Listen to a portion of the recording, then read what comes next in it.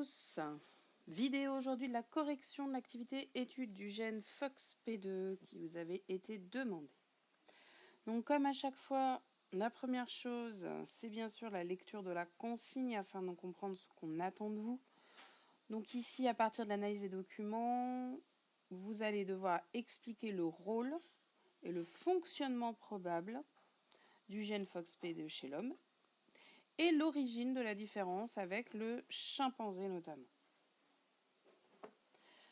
Alors, premier document. Document 1, étude d'un arbre généalogique présentant des déficiences du langage. Donc les difficultés de langue concernent l'articulation, mouvement de la bouche et du larynx. Ils ont également des problèmes à produire, donc les individus qui ont cette déficience, ils ont également des problèmes à produire des phrases grammatiquement correctes. Il y a un problème de circuit neuronique contribuant à l'aptitude au langage. Donc si on regarde l'arbre généalogique, donc je vous rappelle, ici on a un code rond pour les femmes, rectangle, enfin carré pour les hommes, et en noir ceux qui sont atteints. Donc on voit déjà que c'est une maladie héréditaire efficace, puisque à chaque génération, ici par exemple, tous les enfants, sauf un, sont atteints. Ça touche aussi bien les hommes que les femmes. Voilà, donc forte chance que ce soit plutôt dominant. Voilà.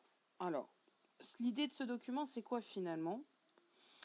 Vous avez déjà le fait que c'est un arbre généalogique, donc ça prouve bien que c'est quelque chose d'héréditaire. C'est un gène qui code ce problème, d'accord? Et on vous donne ici comme information que les études montrent que l'anomalie ne touche qu'un seul gène localisé sur le chromosome 7. Et cette anomalie, est une substitution faux sens. Donc je vous rappelle, substitution, un nucléotide changé en un autre, faux sens, c'est-à-dire qui donne un mauvais acide aminé lorsqu'il y a la traduction en protéine. D'accord ? Donc la protéine qui en découle présente une différence au niveau de ces acides aminés en numéro 553. Donc on a un gène qui code une anomalie de langage par le biais d'une protéine et d'un changement d'acide aminé. D'accord ? Donc une protéine anormale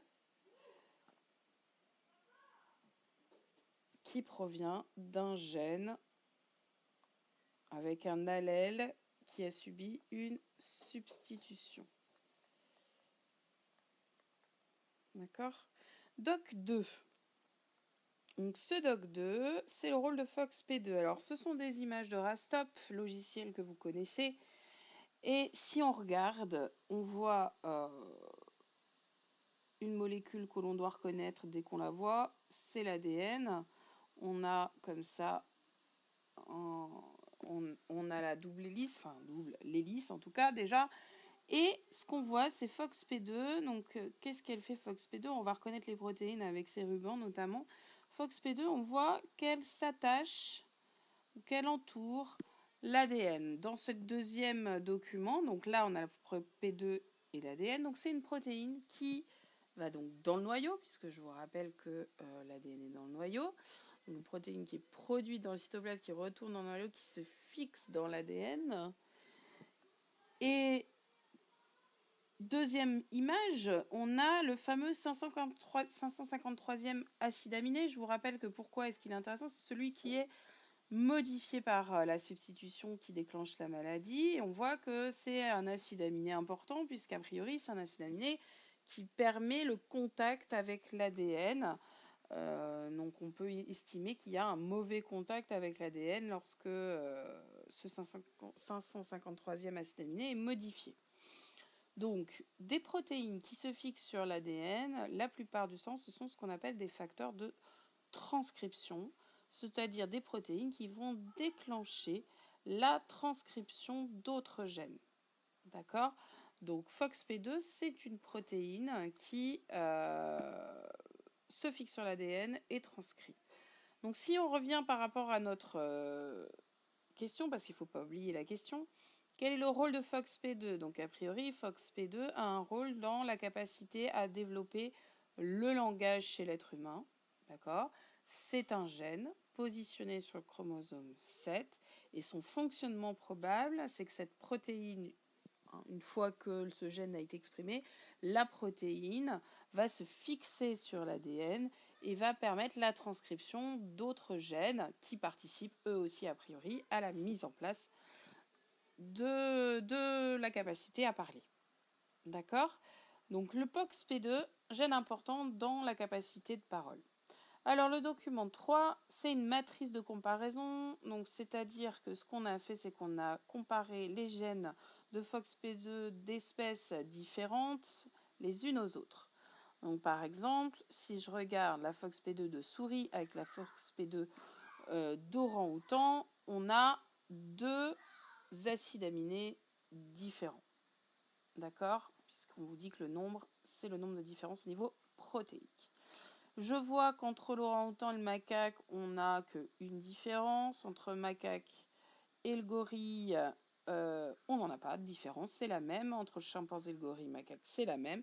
Par contre, si on regarde l'écart avec l'homme, on voit qu'il y a un petit peu plus de différence, même si finalement le nombre d'acides aminés est peu significatif, hein. En tout cas il y a très peu de variations. Il y a quand même, c'est entre l'homme et les autres qu'il y a le plus d'acides aminés variants. Donc on peut penser qu'a priori la FOXP2 est légèrement différente chez l'homme, ce qui pourrait expliquer cette capacité particulière qu'il a de pouvoir parler. En tout cas ça participerait, parce qu'il n'y a pas que tout ça, hein. C'est beaucoup plus complexe que juste un gène. Alors, document carte d'un phylogénétique déduit en admettant qu'une mutation présente uniquement chez un taxon, c'est-à-dire un groupe, a eu lieu sur la branche menant à ce taxon. Une mutation présente uniquement chez 2 taxons a eu lieu sur la branche menant directement à l'ancêtre commun à ces 2 taxons, etc. Tous les êtres humains ont la même. Donc, si on regarde ça, on peut donc dire que la lignée humaine, d'accord, c'est là où il y a eu une séquence de mutations qui a conduit à des modifications d'acides aminés qu'on ne trouve pas chez les autres lignées. D'accord? Donc c'est vraiment une caractéristique humaine. Cela dit, on a une séquence qui est quand même très conservée au cours du temps, puisqu'entre toutes les espèces, même avec la souris, cette séquence est très peu différente. Ça, c'est une chose importante à comprendre. Quand les séquences sont très conservées, c'est-à-dire qu'entre toutes les lignées, on n'a que très peu de variations, a priori, ce sont des séquences qui sont très importantes. C'est pas qu'elles n'ont pas eu de mutations au cours de ces lignées, c'est que les mutations qui ont certainement eu lieu étaient trop délétères, c'est-à-dire ont entraîné trop de problématiques pour que ce soit des sélections qui soient conservées par la sélection naturelle. D'accord? Donc c'est ce qu'on vous explique dans la remarque. Donc une grande conservation des séquences est caractéristique d'une région du génome ayant une grande importance. C'est-à-dire que même s'il y a eu des mutations, celles-ci ne sont pas conservées si elles apportent des désavantages. Si on observe par contre de nombreuses différences dans ces séquences, c'est que ces variations étaient avantageuses ou sélectionnées. Donc c'est pas forcément que c'est des zones qui n'ont pas subi le même nombre de mutations, c'est que ces mutations, si ces séquences sont trop importantes pour le développement de l'individu, forcément, elles ne seront pas conservées si c'est délétère. Voilà. Alors, dernier document, étude de la transgénèse. Des chercheurs ont réalisé des expériences de transgénèse. Donc, transgénèse, le fait de prendre un gène d'un individu et le transférer à un autre. Ils ont utilisé des cultures de cellules nerveuses humaines, chez lesquelles le gène FOXP2 qu'elles possèdent est peu exprimé. D'accord. Donc parce que voilà, ils ont introduit dans ces cellules soit le gène FOXP2 humain, soit celui de chimpanzé. Donc je vous rappelle que quand on a un petit peu de mal avec les textes pour comprendre, on peut dessiner, c'est plus facile. On n'hésite pas. Donc on a ici première cellule, ici deuxième cellule. Là, j'introduis FOXP2 humain. Et là, j'introduis FOXP2 chimpanzé. D'accord? Donc du coup, qu'est-ce qu'on regarde? On a déjà vu, comme la protéine FOXP2 est un facteur de transcription. C'est ce qu'on avait vu avec l'image. On voit qu'elle se fixe sur l'ADN. Donc on cherche à mettre en avant quels sont les gènes activés. C'est-à-dire quand FOXP2 se fixe, quels sont les gènes que ça déclenche en transcription. D'accord? Donc on a constaté que plusieurs centaines de gènes avaient leur expression modifiée. Donc FOXP2 agit sur une centaine d'autres gènes. Pour 61 d'entre eux, leur expression était plus forte sous l'action de FOXP2 humain que sous celui du chimpanzé, et pour 55 d'entre eux, c'était le contraire. Ça veut donc dire que le petit écart qu'il y a entre FOXP2, chimpanzé et humain, a une conséquence importante sur la transcription de plein d'autres gènes. D'accord ? Il y a certains gènes qui vont être plus exprimés avec FOXP2 humain et d'autres au contraire moins. Et inversement, avec FOXP2 chimpanzé, certains gènes le sont énormément avec le FOXP2 chimpanzé et d'autres moins. Ce qui fait que du coup, on n'a pas la même production de protéines et du coup, pas les mêmes conséquences. Donc on peut penser que la petite variation qu'il y a entre le FOXP2 humain et le FOXP2 chimpanzé et des autres peut être à l'origine, ou en tout cas participer à l'apparition, à la capacité du langage articulé chez l'être humain. Donc là, ces derniers documents, 3, 4, 5, vous permettent de répondre à cette partie, c'est-à-dire l'origine de la différence. Donc je vous rappelle, le chimpanzé, lui, il n'a pas de langage articulé.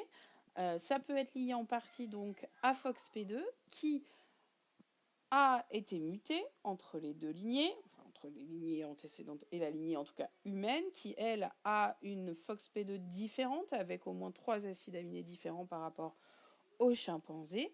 Cette modification entraîne une différence d'activation des gènes par transcription et donc du coup, ce ne sont pas les mêmes gènes et la conséquence, c'est certainement une action dans la capacité à avoir un langage articulé. Voilà, n'hésitez pas à poser vos questions et puis à bientôt.